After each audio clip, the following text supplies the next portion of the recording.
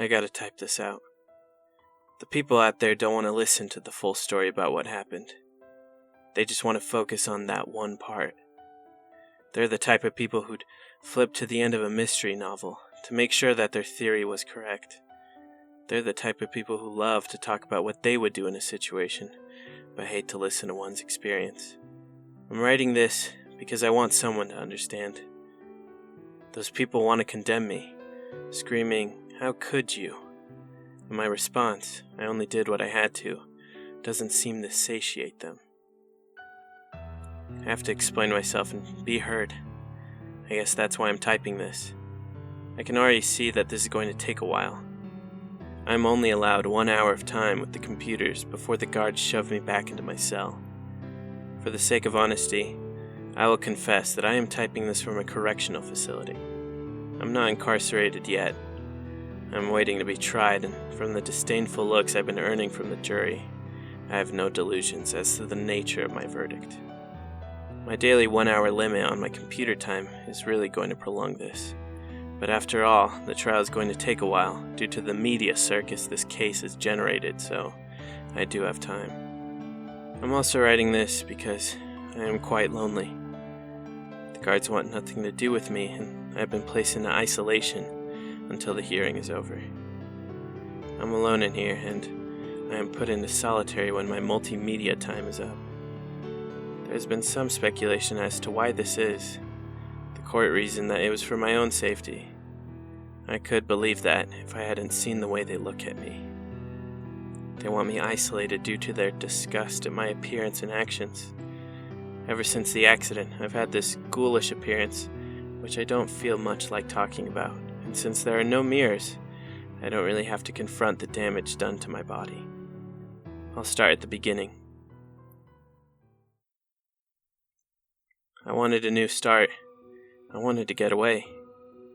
I packed my belongings, which was not a whole lot, into 2 suitcases and hopped on a cross-country flight towards Colorado. I was in a rut in my home state. I'm going to gloss over the reservation in which I was born.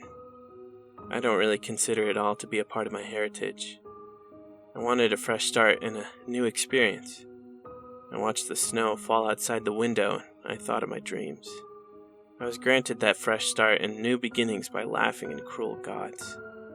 The engine stalled mid-flight, and our place fell out of the sky and collided with a mountain. The impact should have killed us instantly, but the pilot had attempted a breech landing. We slammed through trees that tore the plane apart, and we came to a skidding stop amongst the snow. I had blacked out from the sudden drop in altitude, but the shivering cold revived me within minutes. In a state of shock, I unbuckled my seatbelt and tried to stand up. Everything looked blurry, and I took my first tentative step. I fell flat on my face, and I would have broken my nose had something not shielded me from the floor of the plane. My hazy vision returned to me in patches, and I recognized I had collapsed on someone. I began to apologize profusely as my vision cleared, and I realized that my apologies were falling on deaf ears. The dead are unable to hear. The man, what remained of him, had been horizontally bisected by his seatbelt and laid in 2 messy pieces on the cabin floor. His death was a quick one. He bled out in seconds, while others filled the air with their whimpering and supplication to gods who were no longer listening. The first thing I did was to move around the plane and check on the other passengers. Most were uptunded and looked like they would never wake up due to their injuries. I guess I was lucky that I was in the middle of the plane and wasn't whipped around as badly as the others in the crash. Most of the other passengers were lost causes. One woman had been lashed forward into the fold-down tray, which had pierced her neck and killed her relatively quickly. I stepped on something firm that gave under my foot. I desperately continued onwards, trying to not focus on their lack of response or how tiny their shoe looked sticking out from the darkness under the seats. I saw more carnage. The most gruesome instance I can recall was the stewardess. She had been helping passengers into their seats while the plane went down. She didn't have time to get to safety as the food cart bore down on her, smashed her into the cargo door. I could only tell the remains were a stewardess by her name tag that read, Marge Reed. She was a red, splattered mess that splayed against the door to the cargo hold, her exposed ribcage jutting out from her ruptured abdomen like a macabre spider that sought to ensnare me. I would have thrown up had I not been in such a shocked state. I moved up towards the cockpit, checking on any other passengers who might have survived. I passed by more dying and dead people. One arrested my progress. It was a man. He was dressed in a jacket with a tie, a business type. He groaned in pain. He pawed feebly at the metal protrusion in his chest. Upon closer examination, I learned that it was the metal part of the seat tray that had impaled him to his seat. He must have missed his heart, but judging by his rasping breaths, I knew it had probably pierced and deflated a lung. He was dead. He just didn't know it yet. The impaled man pled. "Help me. It hurts." His hands clawed at the metal bar and he coughed up a watery red substance. I responded, "You're dying."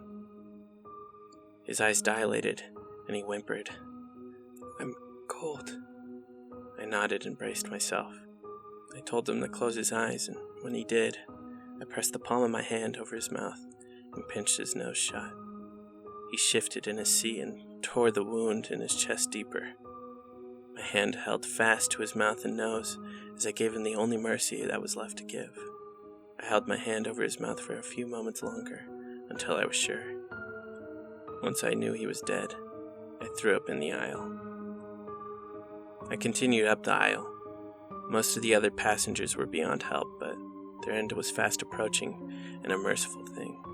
They only had a few minutes left, as opposed to the impaled man, who might have lived through his injuries for a few agonizing hours before finally giving up the ghost.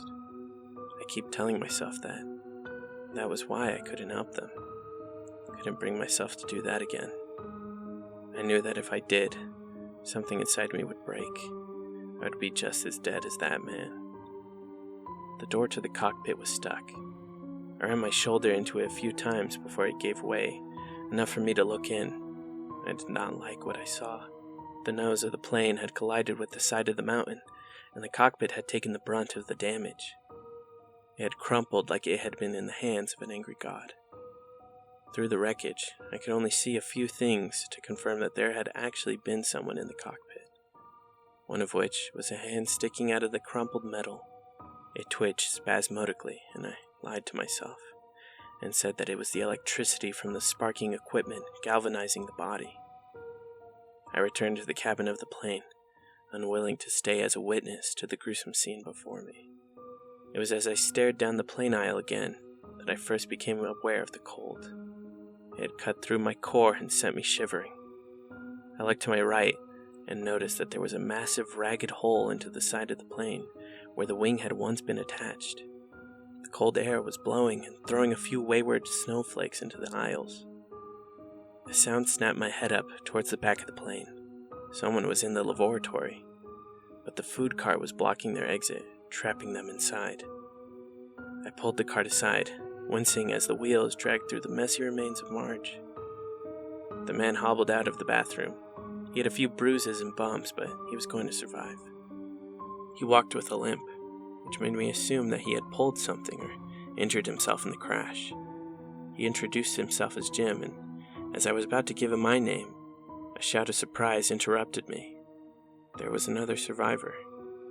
The other survivor, who had only addressed himself as Tamsin, had just regained consciousness next to the corpse of another passenger. We managed to wrestle him out of his seat, and Jim slapped some sense back into him. We each rehashed the story of the crash, as if retelling it would change the outcome. Tamsin swore that we had hit something, and Jim proposed that the engine had froze over due to the unnatural cold. It was at that suggestion that the thought dawned on us, that we would freeze if we didn't do something about the cold. We began pulling luggage from the overhead and blocking up the gaping hole in the side of the plane. This helped prevent some cold air from blowing into the plane and kept predators out. The sudden onset of adrenaline that we each experienced at the start of the crash had ebbed, and we were just now enervated. We spent the first night huddled together for warmth in the aisles, surrounded by the dead, while the wind howled at us through the wreckage of our plane. That night, I dreamt of the pilot's hand sticking out from the wreckage. It twitched to life and began to beckon me with its fingers, as if inviting me somewhere.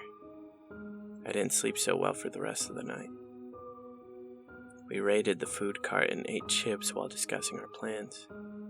I knew that the airport would know something went wrong when we didn't arrive, and they would come for us. Tamsin disagreed and pushed us to leave the wreckage and seek salvation. Jim opposed this, and that was when Tamsin became agitated. Tamsin told us that he wasn't going to stay in this steel coffin to freeze and starve to death, and he was going to leave and find some help. I was going to point out the ridiculousness of venturing outside without protection against the elements, when Tamsin put his plan into motion. He began stripping the dead of their clothes and wrapping them around himself. He made an effective coat against the snow.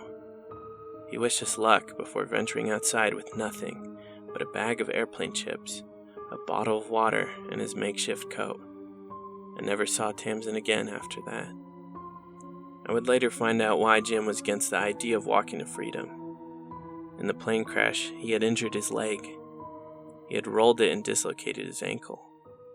By the end of the day, his ankle was swollen to the size of a softball, and the slightest movement was agonizing. The shock of yesterday had covered the pain, and now that the adrenaline was gone, he was effectively disabled. It all fell on me to care for him and try to survive. I took advantage of Tamsin's idea and undressed the rest of the corpses to fashion a makeshift coat for Jim and I. I then began the less than pleasant experience of moving the corpses back into the cargo hold. The hardest part of the job was dealing with Marge's corpse.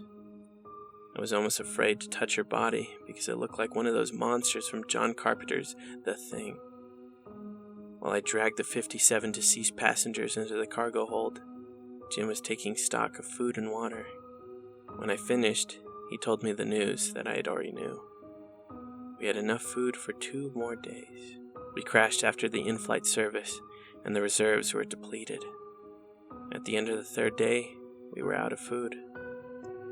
During those days, we speculated about how far away our rescue was. Jim told me that they were only a few days away, but I knew better. If they hadn't found us for 3 days, they had no clue where we were, and the search could take weeks. In my darker moments, I wish I had joined Tamsin and abandoned Jim. It would have been a lot quicker, one way or the other. After depleting our stock of food, our discussions began to grow darker. He spoke of death and the hopelessness of our situation. I knew that Jim's ankle had swollen to the size of a grapefruit and hurt him so bad that he was drinking his way through the plane's minibar to ease the pain. The alcohol self-medicated him, but it made him have to use the lavatory frequently. I had to help him up, which hurt his leg and made him want to drink more. It was a vicious cycle. When he was drunk one night, he told me we had to survive one way or the other. He proceeded to suggest that we eat the corpses of the other deceased passengers. By then a week had passed without food, and my stomach was filled with a dull hurt. I told Jim that the thought was insane. I waited until he passed out before I snuck back into the cargo hold to examine the corpses. They were practically naked save for their underwear, and their skin was covered in frost and frozen from the condensation that had formed as the bodies thawed and unthawed in the hold. They had begun to rot. There was no way we could eat them without getting sick. The smell of the decomposed bodies was so pungent I almost threw up. The cargo hold was not insulated like the main cabin of the plane, so its temperature fluctuated more wildly as the sun rose and scorched the plane's skin during the day, and the moon gazed silently as the night's cold tendrils coiled through the uninsulated section. When I returned to the little nest of clothes that I had made, Jim was awake. He read my expression. "They're rotten." I told him we couldn't eat them and that we would have to just wait for rescue. He laughed at that. He laughed maniacally for the rest of the day. Desperation began to set in the next couple of days. Time was a relative thing. I began to lose count of the days we had been stranded out on the mountain range. Jim drifted in and out of delirium as the pain in his dislocated ankle grew greater with every passing moment. He had moments of clarity where he was able to form coherent sentences, and befuddled moments where he only laughed or wept for hours. I retreated into myself as the hunger slowly began to eat me from the inside out. The jury wants to know when I made my fiendish decision and how I came to it. I can't give an exact time or sentiment. The days had settled into a dull molasses, and the nights had contorted into nightmarish phantasms of hands writhing in wreckage and rib cages closing around me like teeth. I felt nothing. I existed in a semi-conscious, stupefied state. All I can tell you is that before I did what I did, I lifted up the slat and looked out at the frozen landscape. No one was there, and I was all alone. I made my decision. I drank a tiny bottle of Jack Daniels to steel myself. I slammed the bottle onto the armrest and broke into a sharp edge. I turned to Jim, who had shifted into a state of uncontrollable laughter. I tried to talk to him for days, but he just kept laughing and shrieking nonsense. I had no other choice. I stabbed him in the throat, and the mini bottle cracked as I pierced him.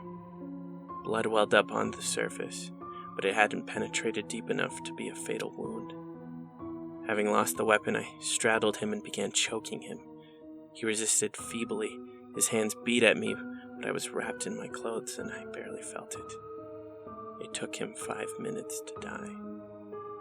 I continued to choke him until I was sure he was dead. His eyes rolled back in his head and his struggling stopped. I kept strangling him for a few minutes just to be sure. I throttled him and shook him until his neck gave a sickening snap. I placed my hand over his chest and listened for his heart. I heard nothing. He was dead. Once I was certain that he was gone, I rolled off of his chest and threw up bile. I was hunched over the ground. I wept bitter tears into the bile. There was nothing of any substance in my stomach to begin with, but I knew I was about to fill it in the most macabre way possible. My hunger overtook me. I knelt into his open wound and placed my lips over it. The feeling of having something warm, after what felt like an eternity of living in the frigid environment, coursing down my throat filled me with such vigor. Once I had quenched myself of the copper and a crimson elixir, I set the grisly task of separating flesh from bone. I had nothing to aid in my task but my hands and teeth. I tore the flesh of my friend off in hunks with my teeth. I won't describe it in any more detail, as I've already done. I am ashamed of it, but if put in the same situation all over again, I would do the same exact thing. After eating Jim, who had been my only source of companionship in the desolate ruins of the plain, I had lost all semblance of sanity. I drifted. No, I divorced myself from reality. I returned to a sort of primal state. I was feral and a fiendish creature. I don't know how much time had passed while I was in this primordial state. I don't know if days or weeks had elapsed before I consumed my friend, before help finally arrived. I only know the circumstances in which my rescuers found me. Judging from their witness testimony, they had breached the plane through the massive hole in the side. They had to tear out the luggage barricade that we had erected. At first, the search and rescue team thought there were no survivors. They did a search of aisles and found nothing. It was when they moved to the cargo hold that they found me and the other passengers.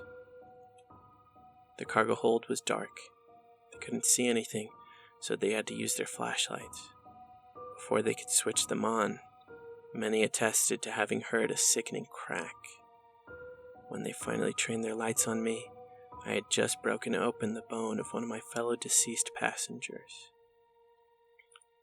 My mouth was firmly attached to the woman's fractured femur, and I was trying to suck the marrow out of it. The light startled me out of my state. At first, I thought the light from their flashlights was a product of my fevered dreams. It was only until I looked up at them and into their faces that I knew I wasn't hallucinating. They looked at me in a mixture of shock, terror, and disgust at having seen me at my most human state. They weren't sure if I was monster or man. I'm still not sure of that myself. I don't know how long I had been there in that cargo hold, but I am aware of a few things. At some point, I had stripped off my makeshift coat.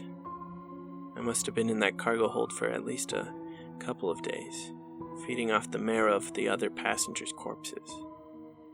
The cargo was not insulated. It was so cold in there at times, but I couldn't leave.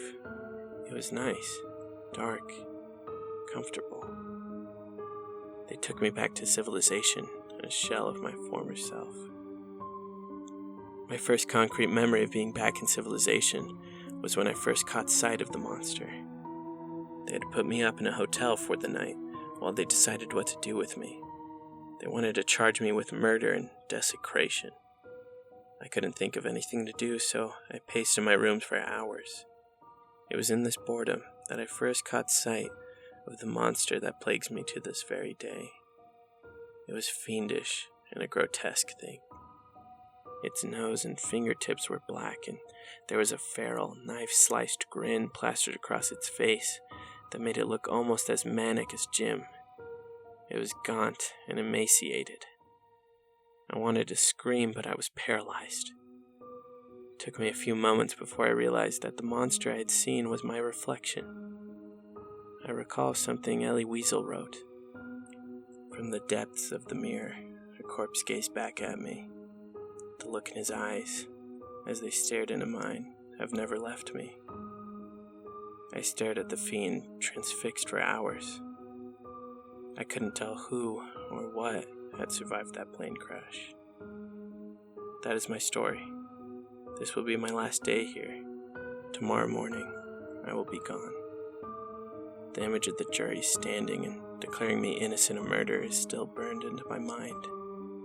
He stood and said, "We, the jury, find the defendant, Kaneonuskatew, Mr. Blackwood, to be innocent due to the extenuating and debilitating circumstances.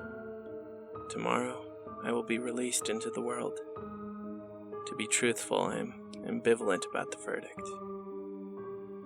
I am not sure if I should be released back into the world. Part of me yearns to be free, and another part of me demands that I be caged. Every night, I wake with a scream trapped in my throat, and the salty and iron-esque taste of marrow fresh in my mouth. I don't know what's worse, the memory dream or how my stomach growls, and I can almost taste the copper and sickly sweetness. That sounds crazy, right? I know it's crazy. That's why I'm going to erase this, all of this. Even if I decide to delete this entire thing, I'm glad I told it.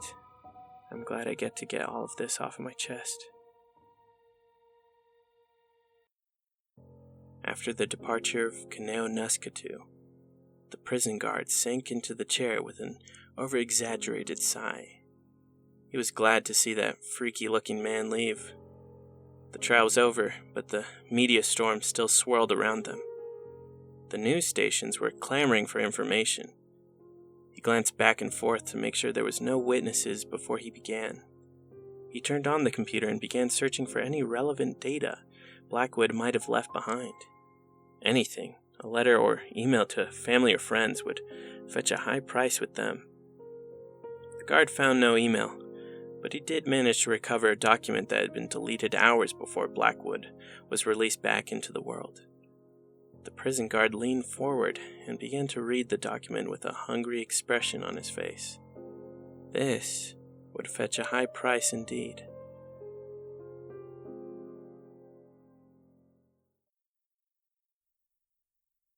Raymond Pelletier hated jobs like this. He pulled up his parka tightly across his body and tried to turn his back to the wind that whipped stray flakes into his clothes. He didn't hate the cold as much as he feared it. He brushed away a memory of locking himself outside in a blizzard when he was younger and almost freezing to death. He paused a moment for his partner to catch up to him. His partner was a greenhorn, and liked to try and joke his way through conflicts in life. Raymond Pelletier had been a search and rescue operative for 15 years, and the part he hated the most about it was recovering the frozen bodies. Cross-country skiers had seen something sticking out of the snow earlier today, and they reported it to the local authorities, who in turn reported it to Raymond. He knew that this was his partner's first time in corpse recovery. His partner was wet behind the ears and cocky. It was a dangerous combination. He insisted on his co-workers calling him Iceman, like the character from the movie Top Gun. He insisted so much that no one managed to learn his real name. Ray hoped that this might be an educational and humbling experience, but he doubted it. They had been hiking for the better part of the day, looking for the body. The snow had been falling around them since they started out along the path. Ray's trained eyes scanned the massive white landscape before him and deftly located the body.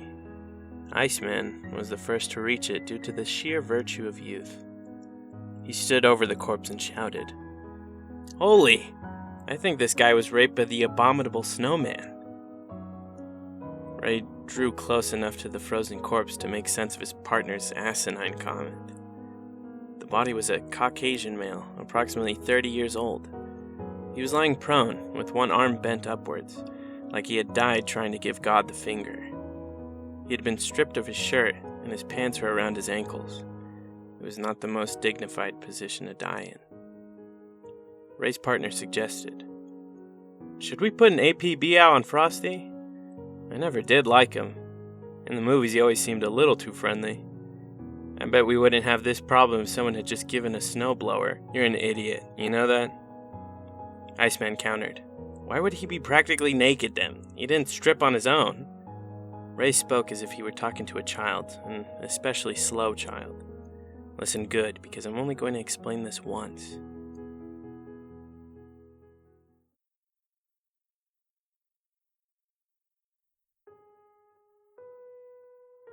Tamsin groggily opened his eyes.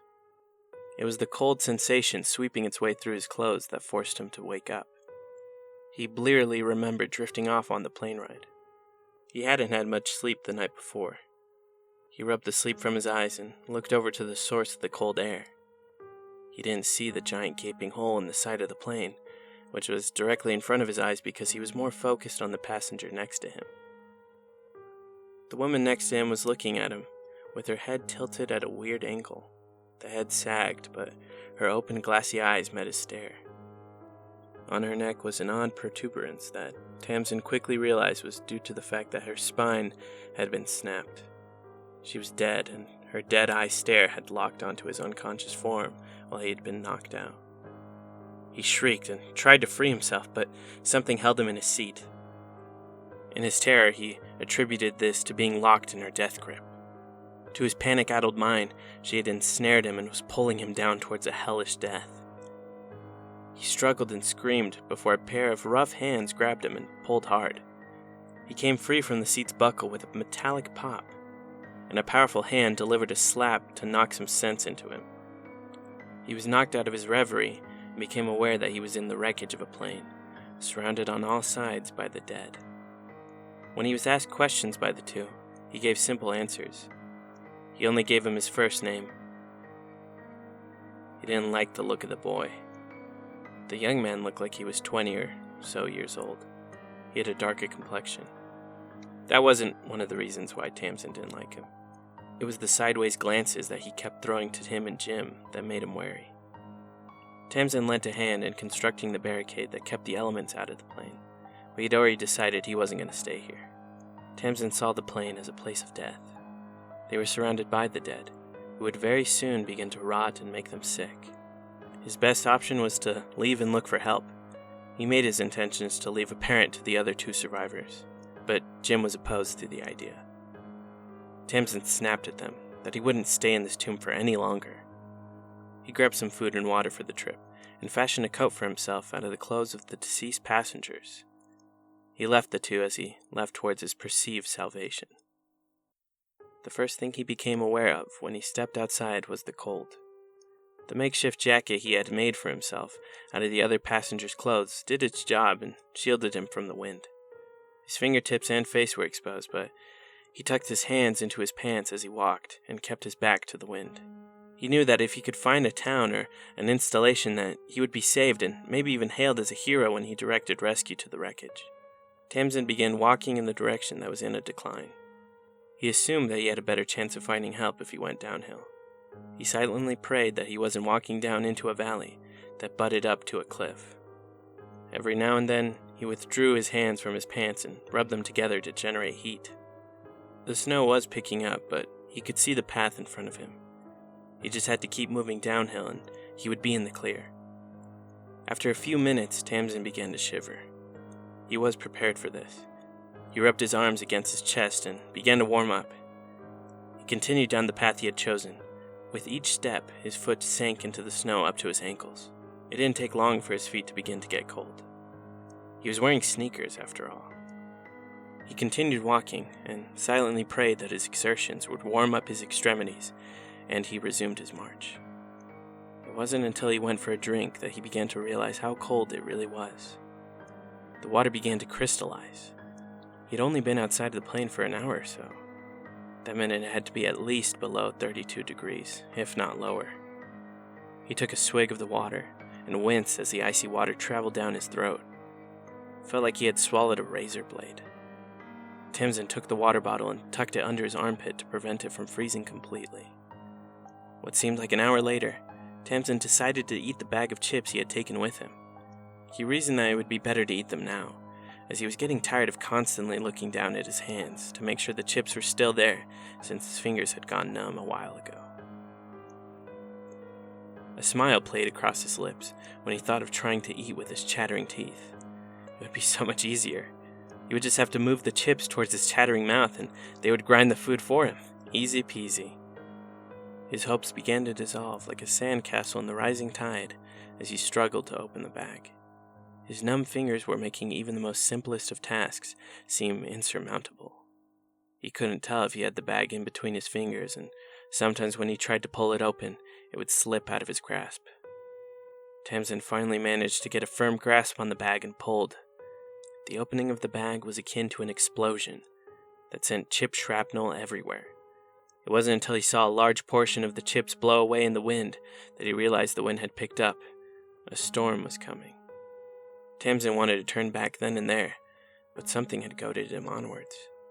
Tamsin wanted to turn back then and there, but something goaded him onwards. He realized a portion of his reasoning was based in his pride, and another had its foundation built upon his shame. He didn't want to have to slink back to the wreckage with his metaphorical tail between his legs. He wanted to be the hero that saved the survivors of the tragic plane crash.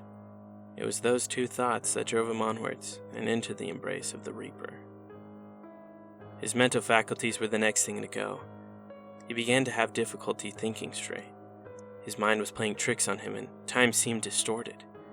He thought he saw things in the falling snow. He saw human-esque figures shifting behind the veil of snow. If he had been thinking clearly, he would have turned around and returned to the plane before the blizzard got any worse. He continued his death march down the slope as the snow picked up and the temperature dropped to even lower. The snow picked up and began to fall so heavily that Tamsin was unable to see 5 feet in front of him. He rubbed at his extremities, but it wasn't as effective as before at warming him up. The wind tore at him and ripped through his clothes. Buffets of wind blew him back. He lowered his face towards his chest and plowed through the storm. He had to be getting close to finding help. It was hard to move when the frigid weather had completely numbed his extremities. He stumbled when his feet caught on each other. He corrected himself before he could faceplant into the snow. Tamsin angled his head down and watched his feet. It kept the snow out of his face and helped him move forward. The snow continued to fall in sheets and he continued to shiver.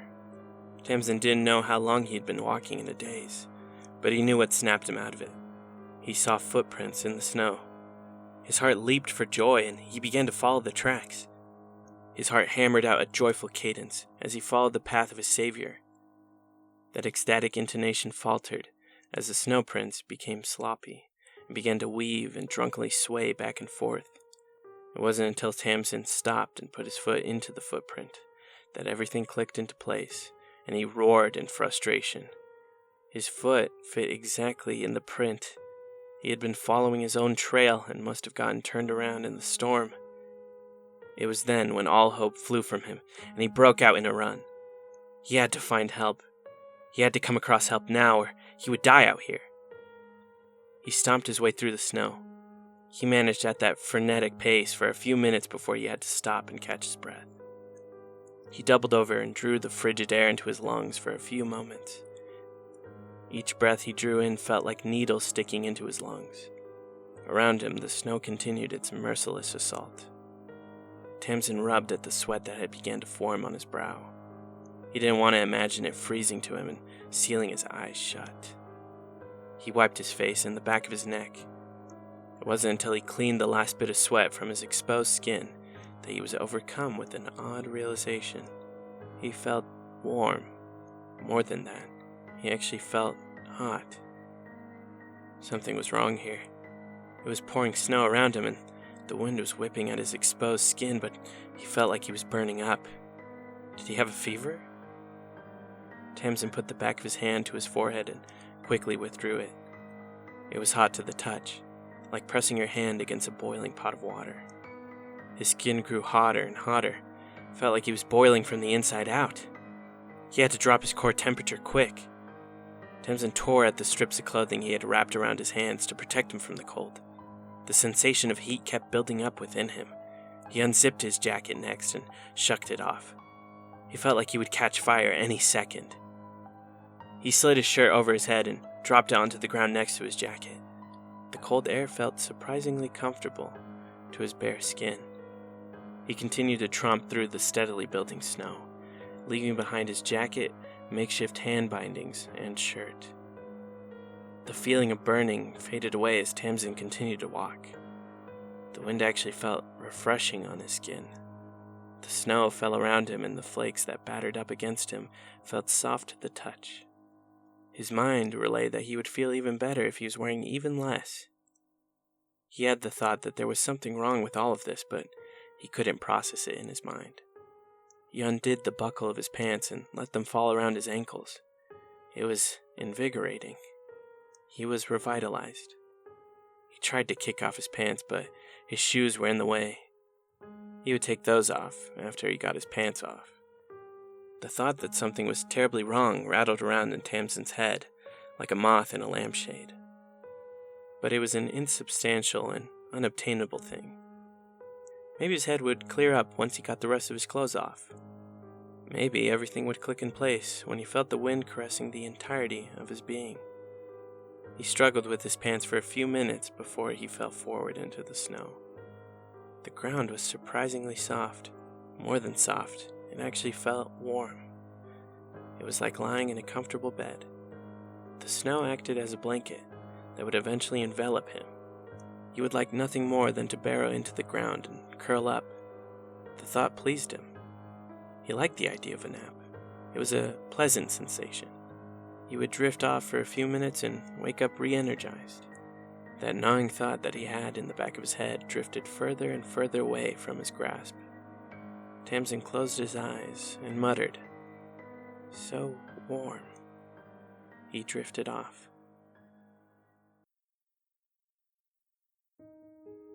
Raymond Pelletier continued. It's called a paradoxical undressing.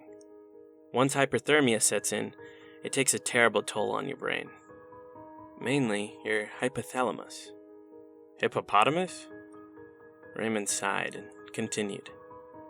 It's the part of your brain that regulates your temperature.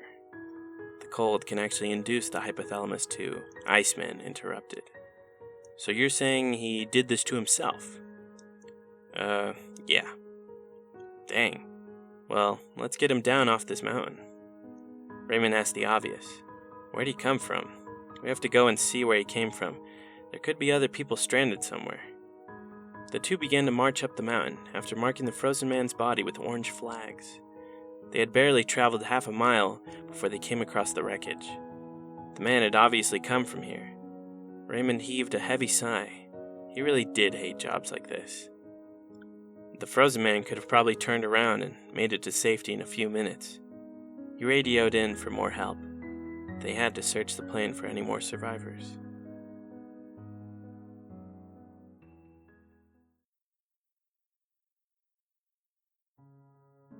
My name is Richard Dunkelstein, and I have a hobby that is more interesting than most stamp and coin collectors. I am a bit of an urban explorer. In today's day and age, when most of the world has been investigated and mapped out, I instead sought to explore the abandoned and forgotten. I reasoned that it was in these places where I could find the extraordinary. I enjoyed my forays into the disused and neglected portions of the city. I love nothing more than to spend a Saturday carefully moving through decrepit and derelict buildings in the southern side of the city. It was on one of these Saturday expeditions that I first came across the journal of Kaneonuskatew, Blackwood. I had been rummaging around through an abandoned building on the industrial side of town when I discovered the journal. The first few floors were devoid of anything really interesting, but when I reached the 6th and uppermost floor, I found a soiled mattress and desk. Sitting on the desk was a fountain pen and a paper journal. I ignored the saccharine sweet smell that flooded my nostrils and pervaded the uppermost floor. I sat down on what was the squatter's mattress and began to read.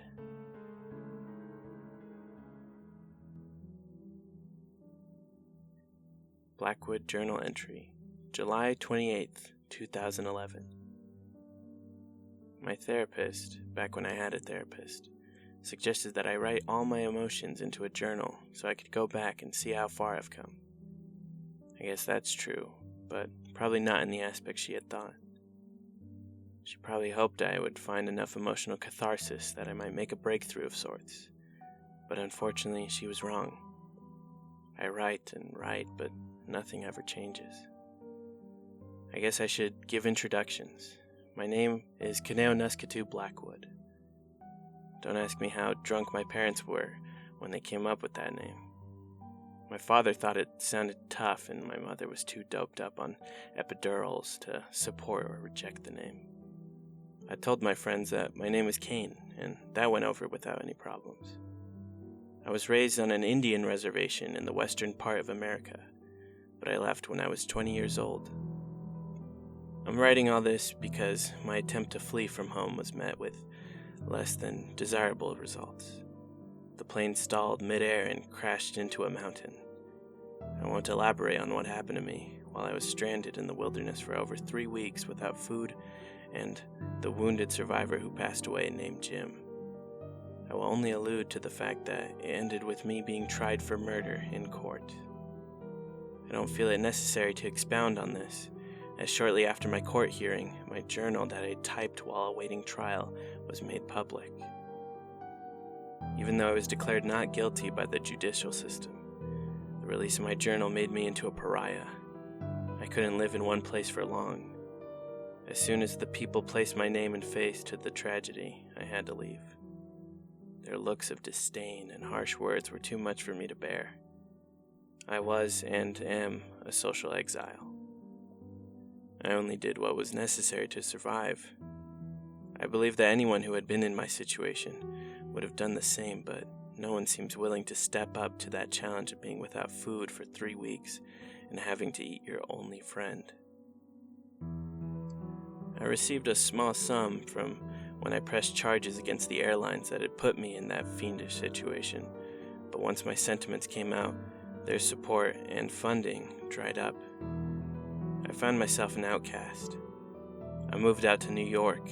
It was the only place where someone could be swallowed up in the anonymity. I lost everything: my identity, my ability to sustain myself, my pride. I had once asked the gods for a new start. Unfortunately, I didn't know that the gods were cruel and sarcastic when I offered that supplication. I got my wishes in spades. I live my life day to day on the streets. My frostbitten deformities make begging a rather easy thing. The tips of my fingers and nose have gone black. I don't have any more sensation in them, which took some getting used to, but it doesn't even faze me now. I'm still gaunt like a skeleton, even a year after the plane crash that resulted in my near starvation. I earn enough begging to keep myself fed. It's not the healthiest situation, but it could be much worse. Blackwood journal entry, August 7th, 2011. I had that dream again. I'm peering into the cockpit of the plane. The only part of the pilot's body that I can see is his hand. The impact crushed the cockpit and it now looks like it imploded. His hand twitches in its death throes, but it is also beckoning. It is calling me forward, like I should have died in the crash instead of surviving. I back away from the corpse and turn to flee, but the stewardess is behind me. Her ribcage is splayed open from the cart smashing into her during the crash. The ribs move and her insides pulse with every breath. It gives me the impression that the ribs are teeth that are grinding, masticating. She lurches forward, and the last thing I feel before I wake up is the bones piercing into me.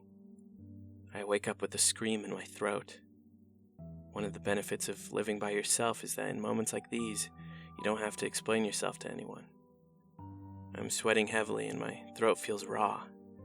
What disturbs me the most about these dreams is the realization that they're stirring up old memories and sensations. I can almost taste the coppery sweet marrow in my mouth. It isn't an unpleasant taste, but I know that it is that taboo thought that resulted in my ostracization from the rest of society. My stomach growls at me. I lay back down and let my uncontrollable sobbing rack my body. Blackwood journal entry, September 1st, 2011. My nights belong to my nightmares, and my waking moments are now spent in fear. My therapist would probably chalk up the nightmares to my mind's attempt to process the horrible events. The other homeless people on the street are whispering of a gang going around, abducting people, brutally beating them and leaving them in front of the police station. They say they're merciless and have been doing this for over 30 years. Witnesses are too frightened to report them to the police. They call themselves the Pluto Gang, and they have citizens of New York afraid to go outside. They've even assaulted a semi-known science fiction writer. I've decided to take a fatalistic approach to the whole thing. I can't live my life in fear of the infamous Pluto Gang. There isn't much I can do to stop them if they decide to beat me to a pulp in the streets. So it goes. Blackwood journal entry, September 8th, 2011. The nightmares continue and are evolving. I'm in the cockpit and the hand of the pilot beckons me to come closer. He motions me to embrace oblivion. I turn my back on him and confront Marge Reed, the stewardess. Her ribbed teeth gnash and grind at me, but she turns and disappears into the cargo hold. I begin to follow her, but another memory is standing before me. Jim Donner is grinning a fiendish, feral smirk. I want to scream and wake up, but I can't. Jim moves closer to me.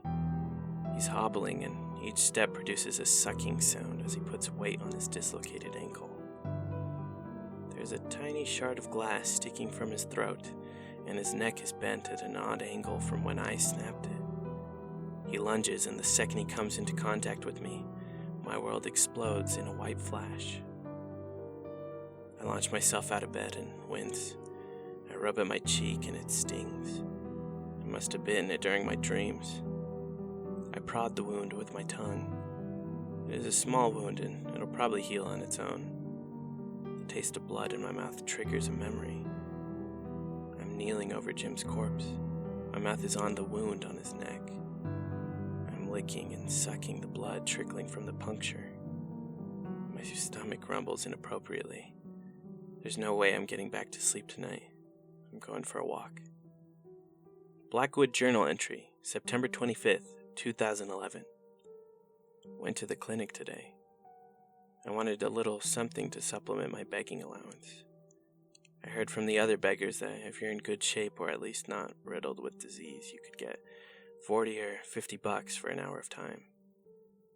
I waited in the lobby while the secretary stalled. I could tell that she didn't like the look of me. I can't blame her. I look like I have some horrible necrotic wasting disease. When it became evident that I wasn't going to leave, she called my last name and I went into the office with the doctor. He strapped my arm down and stuck the IV in and began to filter my plasma. It wasn't until I was physically tethered to the filtration machine that I realized he was looking at my frostbitten fingers specifically. I tried to explain that these were injuries I suffered from after an incredibly cold winter in New York, but the doctor recognized me from the high publicity court case. I didn't know my picture had been splashed all over the world by the media while I was awaiting trial. I thought that giving the nurse the pseudonym Jack Fiddler would have been enough to deflect suspicion. While I was stuck waiting for the machine to finish separating out my plasma, the doctor grilled me about my experience during my time when I was stranded on the mountain. I gave non-committal answers. Being stuck in a frigid environment was kind of crappy, and spending 3 weeks without so much as a crumb to eat was pretty bad. It wasn't until he asked me how it was like to eat another person to survive that I became agitated. I tore the IV out of my arm and stood up. I fled the clinic without receiving any money for donating plasma, but I had to get out of there. Blackwood journal entry, September 29th, 2011. Got drunk today. I had no real reason for getting wasted. I just wanted to. I never used to drink back when I was living on the reservation. Blackwood journal entry. The page is stained with a reddish-brown substance. The dreams are back. Well, that's not true. They never left, but I had found myself lulled into a false sense of security by the repetitiveness of the nightmares. The beckoning hand, the savage stewardess, and Jim were now commonplace. I had seen them so much, it was like greeting an old and familiar dream. The dream I had last night was different. Jim appeared before me. He'd been standing in the nest of clothes that I had made to keep us warm back then. He looked like he had always looked in my dreams. He had a shard of glass sticking out of his throat, and the deep purple throttle marks were on his neck. He began to shamble towards me on his dislocated ankle. As he got closer, I realized that he was completely covered in bite marks. Parts of him had been torn away, exposing the red, sinewy muscles underneath. He shuffled up the aisle, and I wanted to run away from him. But I found myself inextricably drawn towards him. A small amount of blood was dribbling from his throat, and his head lolled back and forth with each shuffling step on his broken neck. I stepped forward, and now I was only a few feet away from him. He smelled like rotting flesh and whiskey. He lunged, and the instant he touched me, I awoke from the dream. The memory of the taste of his flesh was fresh in my mind. My stomach wasn't growling. Blackwood journal entry, November 26th, 2011. The Pluto gang is at it again, so it goes. Not only have they been abducting people, but now they can add murder to their repertoire.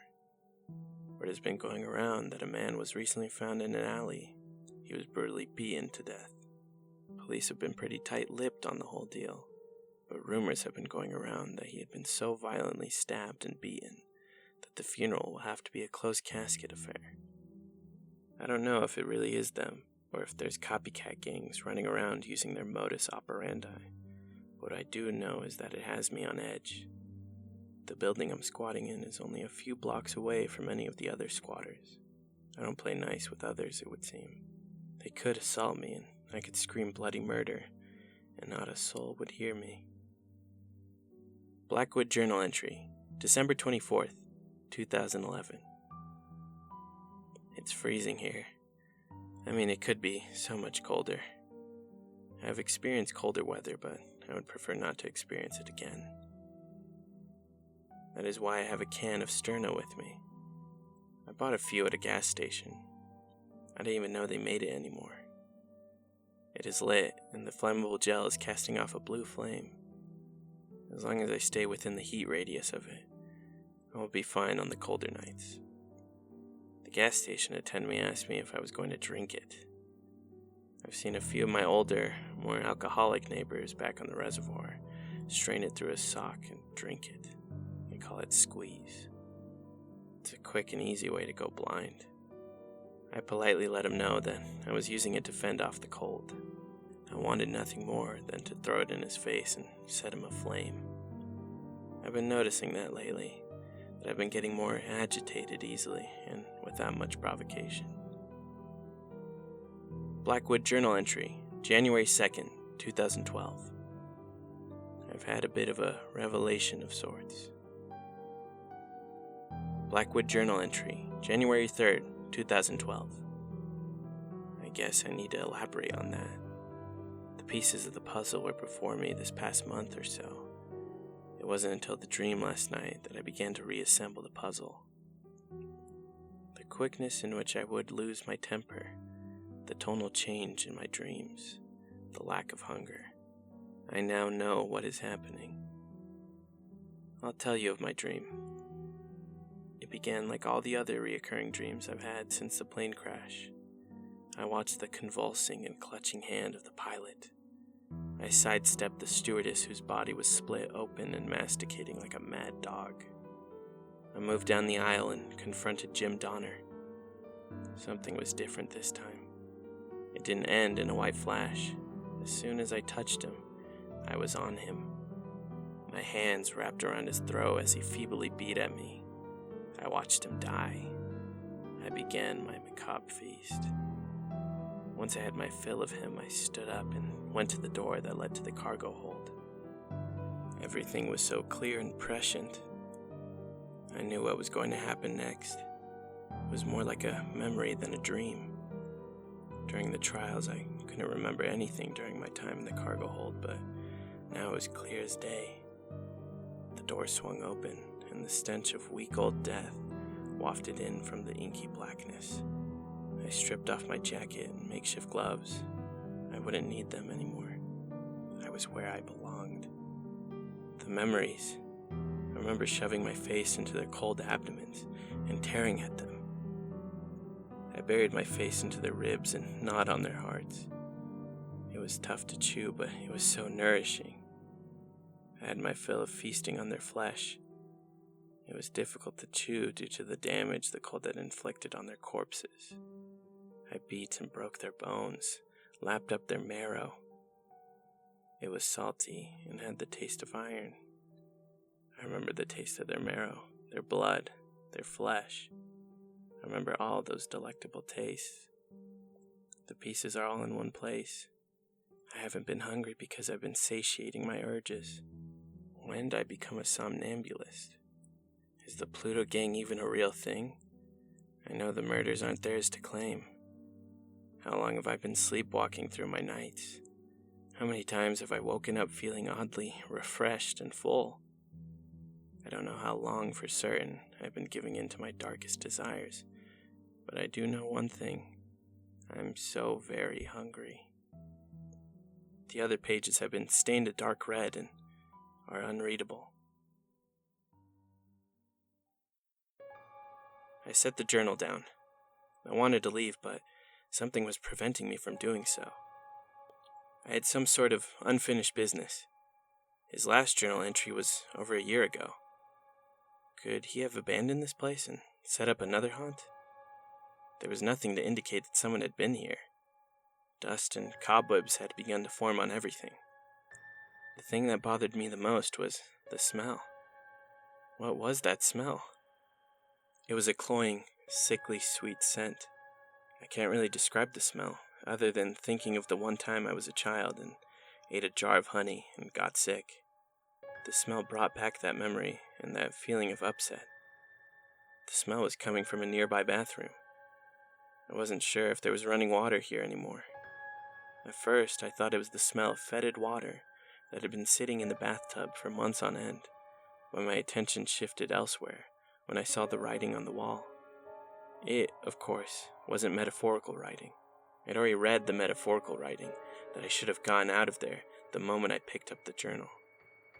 This was actual writing. It was scrawled all over the bathroom walls and mirror in a black felt-tip marker. When'd I go? The words overlapped each other and the ink had begun to bled into the plasters of the wall. What could it all mean? When'd I go crazy? I assumed he'd gone crazy years ago, after the plane crash. When'd I go? When'd he go on his serial cannibalistic spree? When'd I go? I was missing something. I couldn't see the whole picture. When'd I go? The pieces clicked together when I said it out loud. When'd I go? When to go? He had gone completely off his rocker. He thought he was a Wendigo, a cannibalistic spirit prominent in Native American legends. I didn't care about investigating the smell anymore. I wanted out. I had just turned around when a voice rasped. Oh, my feet, my burning feet of fire. It wasn't his words that startled me, but the way he spoke them. It was somewhere between an inaudible noise and a whisper, but the sound of it ground into my ears like sanding paper. I think if I should live 100 years, I will never hear another sound that instantly raised the hair on the back of my neck and made my stomach do a somersault like the sound of Blackwood talking. It sounded like this was the first time he had spoken in months. He was just outside the bathroom, and he was waiting for me to show myself. I slowly exited the bathroom and found him standing in the doorway. It, because he barely looked human now, exhaled a rattling gasp. He was bone thin. The tips of his fingers and nose were black and necrotic. His eyes were sunken sockets in his head, and they regarded me with a feverish fever that reflected insanity itself. The blackened skin had drawn back from his nails, and it gave him the image of having claws. He spoke like a radiator rattling a bolt around in its tubing. Did you read my journal? I nodded, too paralyzed by fear to speak. He paused for a moment longer than a standard blink and asked, Well, did you like it? The thing didn't give me time for an answer. He took a step forward, and I edged towards the window. I knew I was on the 6th floor, but I would have rather risk falling 6 floors and splattering on the street below than staying with this fiend any longer. He saw me nervously glance at the window and grated. I would prefer you whole. I'm not a big fan of soup. He dragged his tongue across his teeth, and it was then that I noticed they were decaying, but sharp.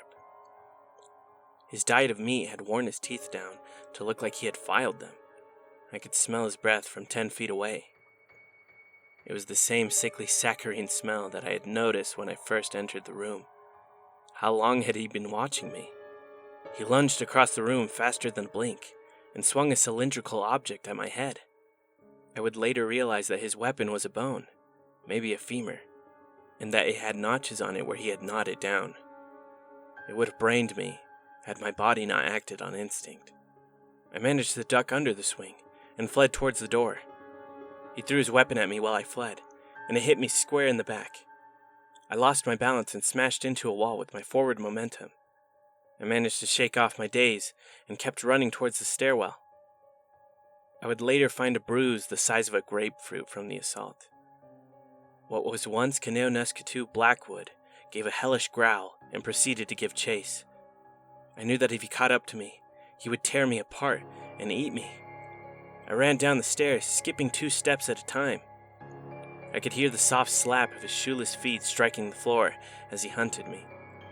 I could hear him gnashing his teeth and making guttural sounds behind me. I flew down the flights of stairs and ran out into the lobby. The door was closed, and I didn't want to fumble with the knob with him so close behind me, so I lowered my shoulder and rammed it. It groaned in its frame, but it didn't burst open. I frantically planted a foot and kicked it with all my might, but it still wasn't breaking open. The sound of him was getting closer by the second.